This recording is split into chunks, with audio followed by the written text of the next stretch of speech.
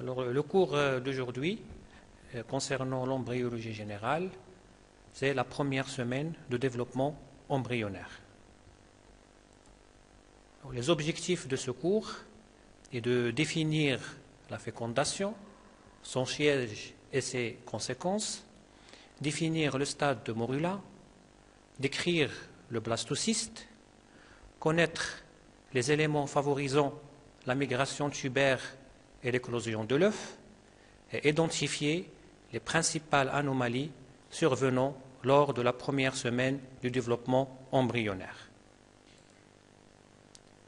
Alors, les phénomènes qui vont survenir au cours de cette première semaine sont les suivants: la fécondation et la segmentation, la migration tubaire, l'éclosion de l'œuf et le début de l'implantation de l'embryon.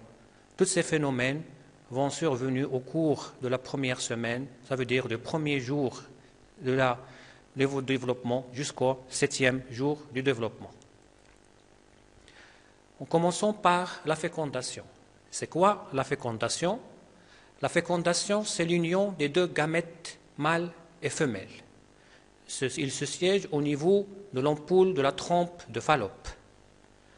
C'est 24 heures en moyenne après l'ovulation.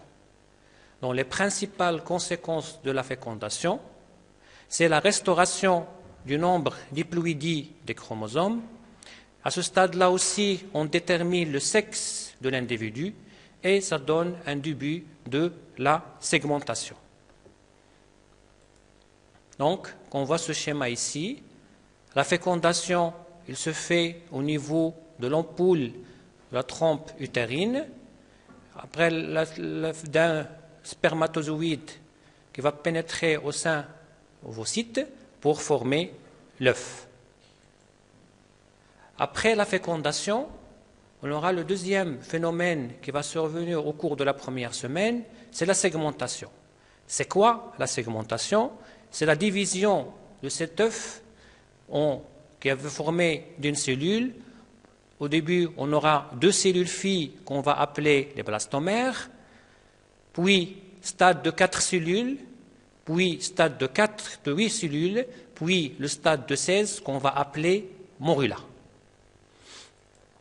Voilà ce schéma-là qui montre au début, au niveau ici de A, c'est la fécondation, puis stade de 2 cellules au blastomère, stade de 4 cellules, stade de 8, stade de 16 au morula, puis le stade de 32 que le blastocyste. On voit ici qu'en même temps, il y aura la segmentation, en même temps, c'est la migration tubaire qui va se faire le long de la lumière de la trompe utérine.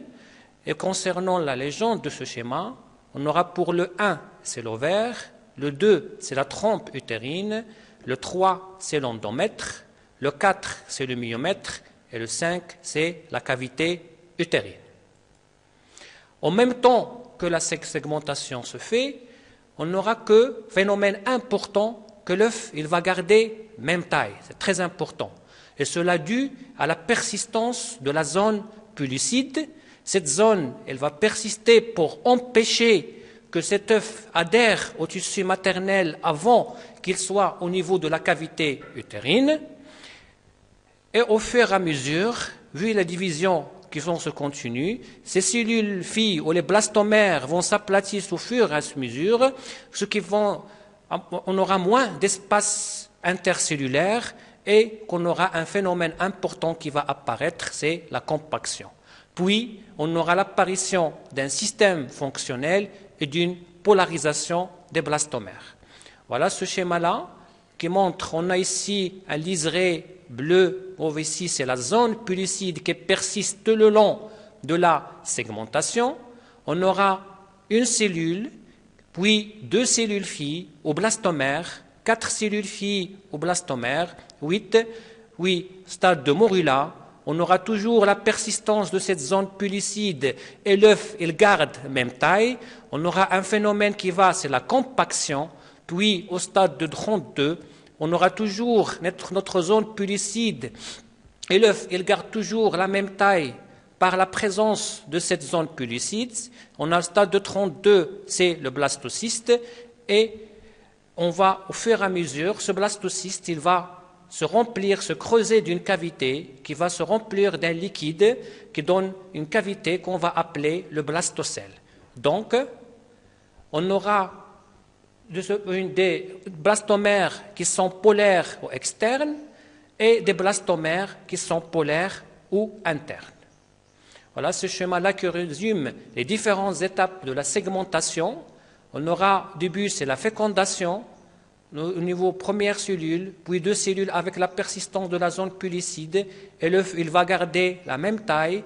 En même temps, on aura la migration tubaire jusqu'à la cavité utérine, puis la formation de blastocystes vers le 5e jour qui va se creuser d'une cavité, puis on aura l'éclosion de l'œuf par la déhiscence de cette zone pellucide, et on aura vers la fin de la première semaine le début de l'implantation de l'œuf.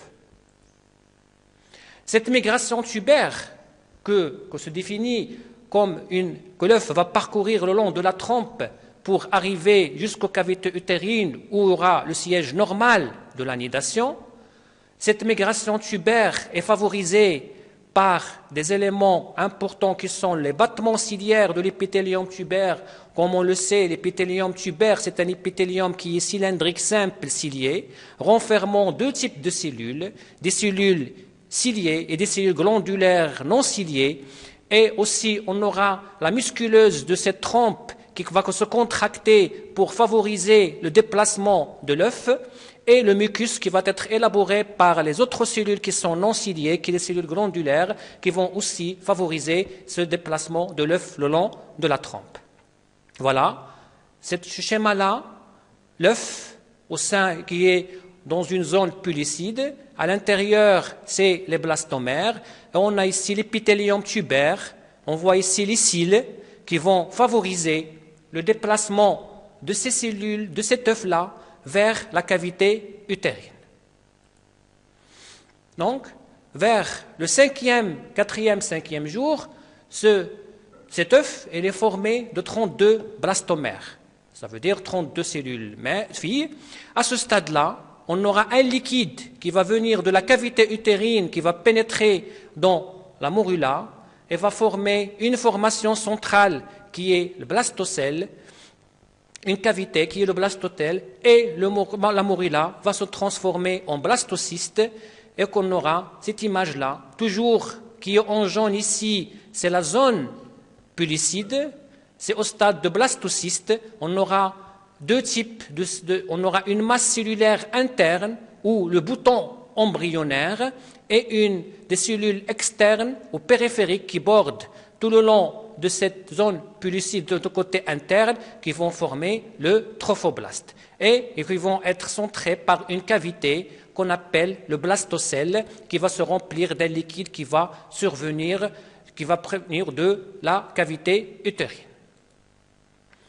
Donc, après, on aura bien sûr, au niveau de la cavité utérine, on aura une déhiscence de la zone pellucide qui va disparaître, cela dû à une activité enzymatique protéisique du trophoblaste qui va élaborer des protéines enzymatiques qui vont dégrader, qui vont digérer cette zone pellucide, et bien sûr cette cavité qui est le blastocèle qui va se dilater au fur et à mesure, qui va donner une pression au niveau de la zone pellucide pour qu'il se désiste. Donc, on aura l'éclosion de l'œuf vers la fin du 5e jour. Donc, ce schéma-là qui montre l'éclosion de l'œuf, on voit ici en 1, c'est la zone pellucide qui va subir une déhiscence à ce niveau-là, et on aura l'éclosion de l'œuf. On aura cette cellule périphérique qui vont former le trophoblaste. Ici, en 4, c'est le blastocèle qui va se remplir du liquide qui provient de la cavité utérine et la masse cellulaire interne ou le bouton embryonnaire qui va au fur et à mesure se former en deux feuillets, on peut dire, un feuillet externe et un feuillet qui est interne. On va voir à la suite leur développement. Donc, après l'éclosion de l'œuf, on aura le début de l'implantation de l'embryon. Vers la fin de la première semaine, ça veut dire vers le 6e jour. Comment ça se passe? Ce blastocyste, il va se fixer sur l'épithélium utérin, à partir du 6e jour. Les cellules trophoblastiques du pôle embryonnaire vont proliférer pour donner une masse syncytiale. Donc, c'est le début de la formation de syncytiotrophoblastes. Ça veut dire notre trophoblaste qui va se diviser en deux, syncytiotrophoblast et cytotrophoblast. Et ce syncytiotrophoblast va envoyer des prolongements digitiformes vers l'épithélium utérin, marquant notre début de l'implantation. Voilà notre 6e jour. Le blastocyste, il est si libéré de sa zone pellicide. On aura deux zones, une zone périphérique qu'on appelle le trophoblaste, une masse cellulaire interne ou le bouton embryonnaire et le blastocèle. Donc, qu'est-ce qui se passe au début de l'implantation?